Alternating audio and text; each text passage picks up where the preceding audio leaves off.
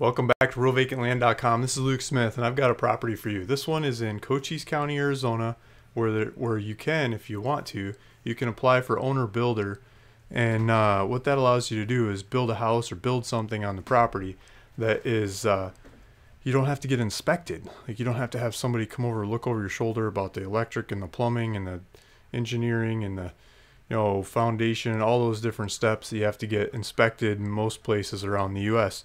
You can say, I'm responsible for what I'm doing. I know what I'm doing. I looked it up. I feel comfortable with this. I'm not going to turn around and resell it in any short amount of time. You can if you want, but you say, I'm not gonna, and I'm not gonna rent it out to somebody else. This is the place I'm gonna live in. This is for me. This is my standards, my way of doing it. I can use the materials that I want to use, and I can go start today.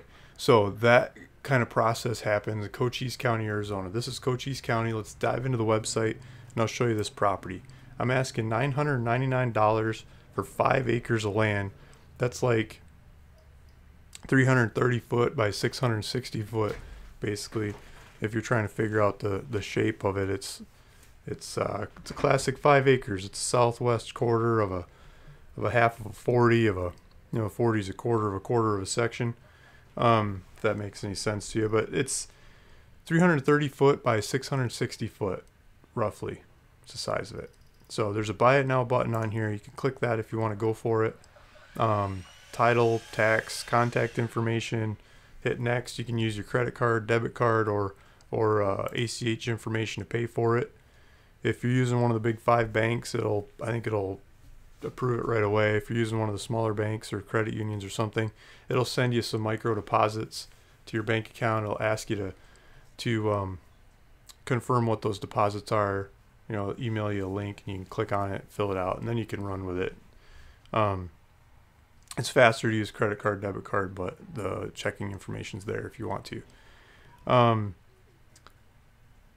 Yeah, so that's set up. There's GPS coordinates of this property. There's elevation. It's a little over 4,000 foot elevation. Phoenix, which is much more known in Arizona, is about 1,000 foot or 1,100 foot elevation. That's a lot hotter than 4,000 whatever foot elevation, and that's this is cooler, more mild, temperate summers and winters as well. So it's just I think it's more usable of a temperature range. So you can make up your own opinion on it, but that's just my opinion. There's GPS coordinates. Let's click on that. That opens up in another page when we do it on a computer. If you do it on your phone, it'll give you driving directions to the property. So here's Interstate 10. Let's zoom out some. There's Phoenix over here. I should do how far from Phoenix this is, huh? It's probably a couple hours. Oh, almost 4 hours. 248 miles. A couple different routes you can take. 3 hours 46 minutes from downtown Phoenix to this property. So it's a long weekend drive if you're going from Phoenix for the weekend. But if you're going to hit the airport or something, that's doable. You can go drive over there and fly in and out and stuff. So here's Interstate 10. You probably get off this San Simon exit and do a little whirly woo there to get off, and then the roads go up and over. Let's hit some satellite pictures. So there's this might even be paved, maybe. But I'm sure it turns to dirt pretty quick, and then it goes around a wash here and shoots out over the area. Oh, they're going the northern route. Okay, so this one's taking you up this route here. There's a road that goes over this way, and then there's a hill. I mean, this map doesn't, Google's not that smart. It gets you close and it says good luck finding the rest of the way. But if you drove a little further, I think you could go around the hill. Or if you went this way past Wheeler's place, there's some tracks that go through here and up this way. So you could try either way and go off one or the other. The last little bit of getting there is not built yet. You're gonna have to figure that out. There's a wash that goes up here. One guy that bought, he didn't actually buy, he's shopping this properties that I got in here in the past. He drove up this wash in his pickup truck. He says 2-wheel drive pickup truck, and he made it in there and back out without a problem. I'd assume you're going to be like scratching your paint and and bushes and stuff all along the way. You probably want to take some bush clippers if you're going to try that route, and you want to make sure it's not rainy season. It's not going to rain. You're going to get stuck there if it starts raining if you continuously access through the wash. But maybe to shop it, to look at it, to see if that's even an area you're considering. The wash access could be a route to get in and out of there to check it out. And other than that, you're probably going to have to, there's a trail over here. You have to play with a bulldozer or a tractor or something, make the route a little better to get in and out of there. So once you're down into this valley, you get the whole valley to yourself. There's some rocks on this side. There's some rocks on that side. That looks like a crisp line. I heard there's a silver mine on this hill. I don't know if it's this hill or this hill. I mean, looking at this line crossing this hill, it's probably a quartz vein. Maybe they're working on that. I don't know. I'm not a geologist.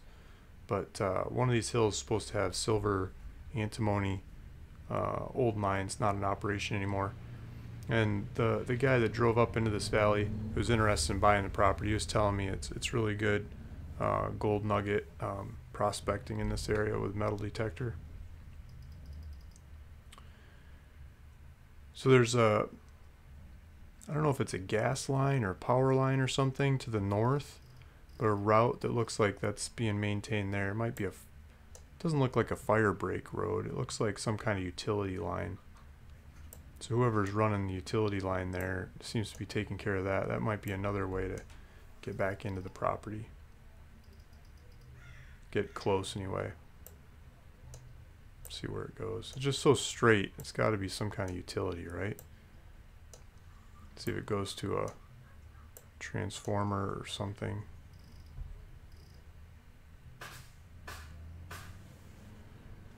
Maybe a gas line.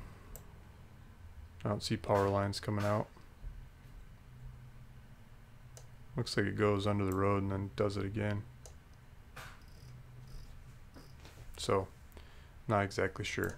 I pulled up this in some other software. This gives us maps. Let me just get it on the screen. It's not behind my head. There's Interstate 10, in the main part of the screen here. There's a wilderness area to the north. I didn't see that before. What's that one called? I should have looked that up. Oh, I'm going to have fun pronouncing that one. Peloncillo. Pelonico Mountains, maybe? So it looks like we're the foothills of that. Steens Peak. There's a couple mountains with names up there. This is the property. Some of the foothills of those mountains. And so we're looking at the southwest quarter. This is going to be the south, and this is the west. So the southwest quarter, 330 feet east to west, 660 feet north to south. Looks like the wash goes, you might be just maybe at the corner, might be just touching the wash a hair there. And then it goes up.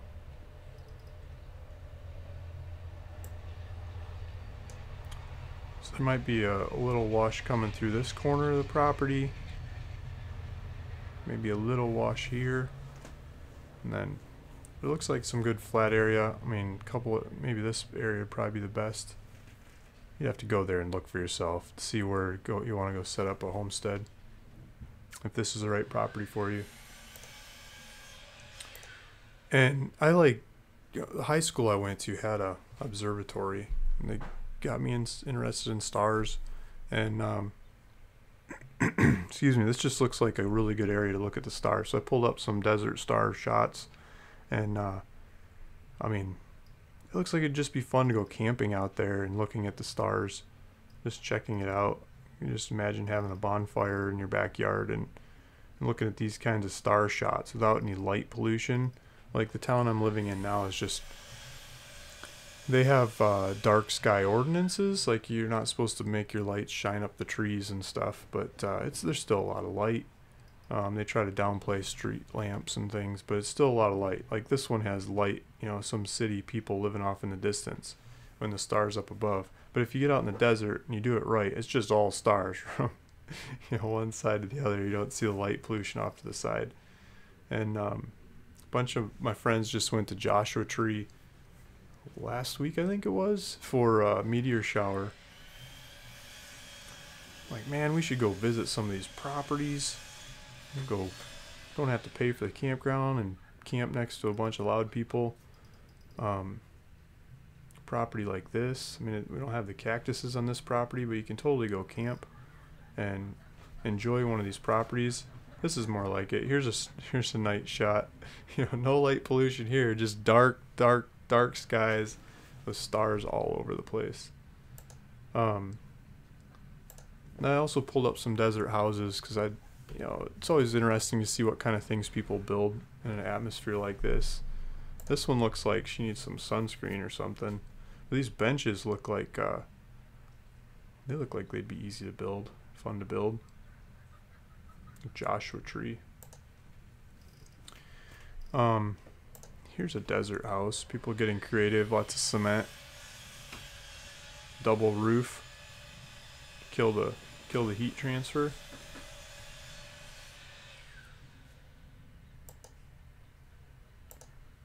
I mean, people just get creative in the desert. There's a bunch of rocks. So you can totally go make one of these setups happen. Trust me, you're never going to have to mow the lawn. Don't even bother setting up a lawn. You can just go do it. Do it all natural. Like, look at this. You know, there's some landscaping. You can do that kind of landscaping instead of grass. There's lots of beautiful ways to landscape in an area like this. So, this looks like it'd be fun to put together and make happen, and just kind of a mess at trying to cross to get anywhere. But it's creative, right? Let's go back to the property. 5 acres, $999. It's pretty cheap. I don't know what else to say. I'll put a link down below. You can click on it. You can go to that link. There's GPS. You can take a tour of the property. Go check it out. Make sure you can get there. Make sure you're comfortable with it. Make sure it's the right thing for you. And buy it. Run with it. Build on it. Camp. Have fun. Share it with your friends. Pass it to your grandkids. Sell it to somebody else someday. Build something you could rent out on Airbnb. Like an extreme desert star getaway. I mean, you could probably just put a telescope viewing pad and start renting out campsites on Airbnb or something, you know. I mean, there's ways to turn this into a cash flow and property if you got creative with it. With the power of the internet, you can get your message out there to hundreds of thousands of people without really paying much of anything. And I think that kind of opportunity opens up properties like this, whether it's you that wants to go use it and it's me reaching you to go use it, or you developing this property into something that someone else can use and having fun with it, being creative and just making it your own.